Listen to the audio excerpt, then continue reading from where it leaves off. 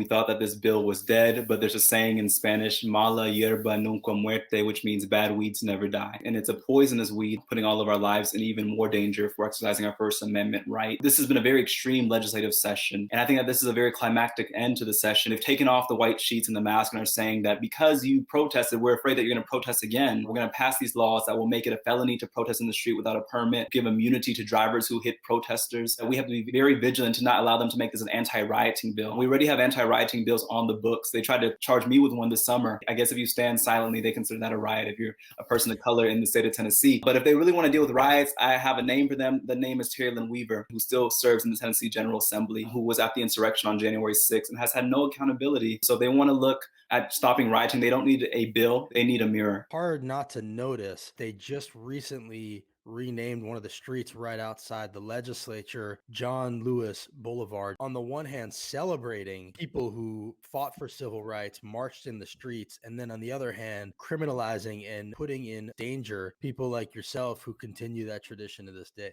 I mean, let's call this bill for what it is. It's Jim Crow 2.0. Jason Zachary from Knoxville said that this bill is in direct response to the anti-police violence protests that happened in Knoxville, where he lives. That's why they revived this, and that's why they're prioritizing this in the budget, not healthcare, not living wages, things that would help Tennesseans like education funding. This bill is violent, and yet every single time we go before the legislature, they say, we want to stop violence, want to make sure you're peaceful. Let's look at who is trying to do a Charlottesville do-over here in Tennessee. Let's look at who's making it so you have to have a permit to protest, and if you don't, you'll be charged with a felony, but we want permitless guns in our state. Let's look at who was actually violent. In the summertime, I was standing outside the Capitol in the vicinity of the parking garage, and I was arrested and charged with obstructing a highway, one of 10 charges. And if I would have been charged with this new law, I would be charged with a felony, which means have a much greater bail I have to pay to get out of jail, risk losing my voting rights. And that's what they want to do, is they want to chill free speech in Tennessee. They passed a law where if you stay outside the Capitol, like we did for 62 days, that is a felony. And now they're passing a law to say that if you stand in the street or if you protest without a permit, then that is also a felony. These laws are Jim Crow laws. Part of the punishment is to drag you through the court process. And when you apply for jobs, it's hard to get a job. You have to go to court, you have to pay each time you go there, take time off work, take time off school. This is a part of their punishment for us. They know it's wrong. Police will use it in abusive ways. And yet these charges are so vague and ambiguous, and they're just giving them much more and more rope to just do whatever they want, to abuse and run roughshod of the Constitution. And I think it's so ironic that these are the people who say that when it comes to the Second Amendment, we don't want any regulations, we don't want any restrictions. This is a God-given right, they said. But when it comes to the First Amendment, they must have annotated their Constitution and blacked it out. First Amendment has no protections in Tennessee. The First Amendment, we saw that these same senators who are now reviving this anti-protest law, all of the Republicans signed a letter condemning Black athletes for kneeling in East Tennessee. First Amendment does not apply to people of color in Tennessee. First Amendment does not apply to people engaged in racial justice protests in Tennessee. And that's the way that they want to have it. And they want to codify this even further into law.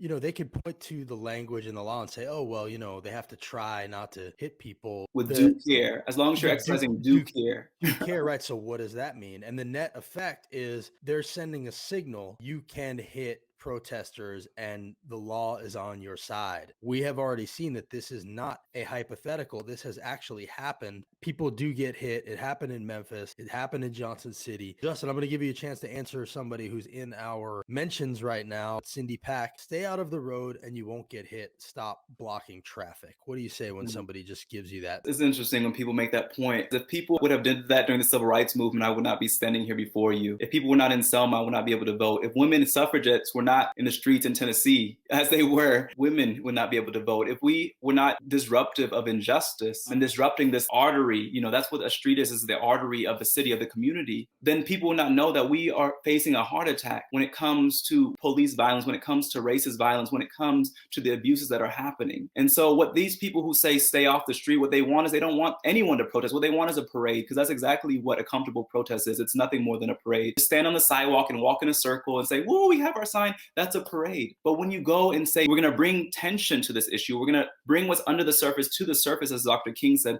that is a protest. A protest is not meant to comfort white power structures. It's not meant to comfort those who want us to be silent. That's what they want. The dear sister who asked that question, as John F. Kennedy said, those who make peaceful revolution impossible make violent revolution inevitable. If you're condemning peaceful protest, if you're going to make it a felony to peacefully protest, then what can we do? If it's going to be the same charge to act violently as it is to stand in the street or to sit outside the Capitol in the hot sun, if it's going to be a felony either way, then what will we do? We cannot be merely concerned, as Dr. King said, about the people protesting without condemning what brought them to the streets. I don't know if people realize that we don't want to be in the streets. We don't want to be at risk of getting hit. We don't want to have to stay outside the Capitol for 62 days, but we're out there for a reason. And it's to make those who have put a blindfold on and close their ears to what's happening say, see us, hear us, see our humanity, see the crisis in Tennessee when it comes to racial justice and white supremacy, see the crisis in Tennessee when it comes to police violence, see there is a crisis. And if you will not see us, if you will not hear us, we have to go to the streets, we have to go to the plaza, and we have to occupy public space and say that this is the space that belongs to the people. The people have a right to, as John Lewis say, find a way to get in the way and get in good trouble, necessary trouble. I just want to say to Cindy Pack, this was an opportunity to let that in. I hope you heard what he just said. My grandparents heard the same argument. Well, just don't go sit at the lunch counters. Just accept segregation. Don't make a big fuss out of it. Rosa, go to the back. Come on, that's how it's always been. Just go to the back. Don't disrupt traffic. Don't disrupt the flow of the bus system, of the bus schedule. Just go to the back and be passive. That is what we've heard for so long. Don't put your head up too high. My grandmother told me that when she was growing up, she had to walk on the street. If there's a white person coming on the sidewalk, she had to go to the street to make way. And so that's why I'm in the street today. That's where our ancestors had to go. We'll go to the street, we'll go to the sidewalk, we'll go wherever we have to. What we won't go is backwards. There's a lot of people in Tennessee who are saying we want to take this nation back. And we better believe them. They're taking us back to a time that we don't want to go to. We must refuse to go without raising a dissent. We must refuse to go without raising a voice of protest and opposition. There's been a lot of quietness. I'm grateful for the Tennessee Holler for being one of the consistent, steadfast presences down at the Capitol, but it's been so silent as all these policies of hurt and violence have been passed. This policy violence has been so quiet. And if they make it a felony to protest, it's going to be even more quiet. And that's what they want. This new building, they have new stairways where they don't even have to interact with the public, private elevators. The whole structure of the legislature has changed where they limit interaction with the public. That does not sound like the people's house to me. That does not sound like democracy to me. And the truth is they don't want it to be anymore. The legislature has become a fraternity for racist old white men who just want to be in a bubble and not hear what we have to say. She's saying 90% of the protests have escalated to violence. That's completely untrue. There's a study that said the exact opposite, that over 90% have been peaceful. Even Governor Lee, when asked about it at a press conference, acknowledged that they were mostly peaceful. If you're going to come here and holler these fake news statistics, we're going to holler the truth back at you, Cindy. What does it say to you that Jack Johnson took his name off of this, even though it was on before, but will probably vote for it anyway? Courage is lacking in our legislature. Senator Johnson saw that this was wrong. When he was asked about it by CNN, he didn't want his name attached to it. He said, oh, go ask Ron Gant, the House sponsor. Now it came before the Senate. He said, oh, take my name off. It's sad that he knows it's wrong, but there's such a toxicity in the legislature that he's going to feel like he's obligated to vote for it. They can't vote their conscience. They can't vote what's the best interest of their people.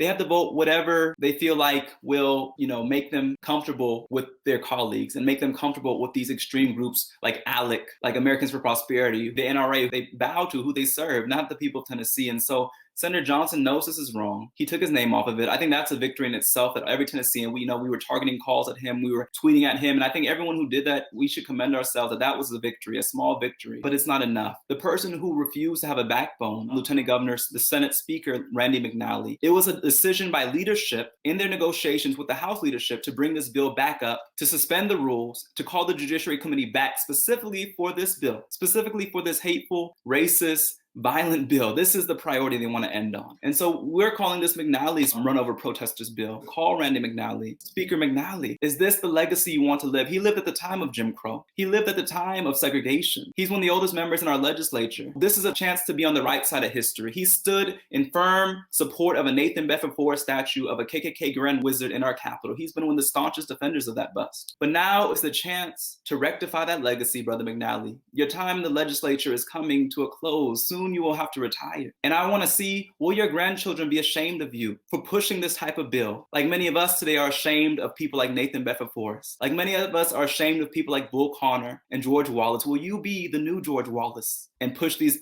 Jim Crow bills that criminalize protests of Black and brown people? Will this be your legacy? That's a powerful message. We have seen him respond to criticism and shaming a little bit more than some of the more shameless members of the legislature. Perhaps the call to McNally will not fall on deaf ears. I think the odds are always long if you are trying to bet on reason with these guys. There's a week left. We wouldn't have made the gains of the past if not for people who protested and agitated. How would you describe in your own words, like, the hypocrisy of how this goes against the First Amendment and freedom of speech and the right to assemble? Mass movements of people who are agitating are the ones that really get things done in the end. Make no mistake, this bill is retaliation for the Derek Chauvin verdict. This bill is retaliation. It's ironic to me that this same Judiciary Committee, almost unanimously in the Senate, passed a bill that would have some police reforms, that would ban no-knock warrants, and that would limit chokeholds. And they felt really good about this. They felt like they were doing something. It was a good start. And now what they're doing is they're criminalizing the very protests that forced them to even see this as an issue. They're criminalizing the very protests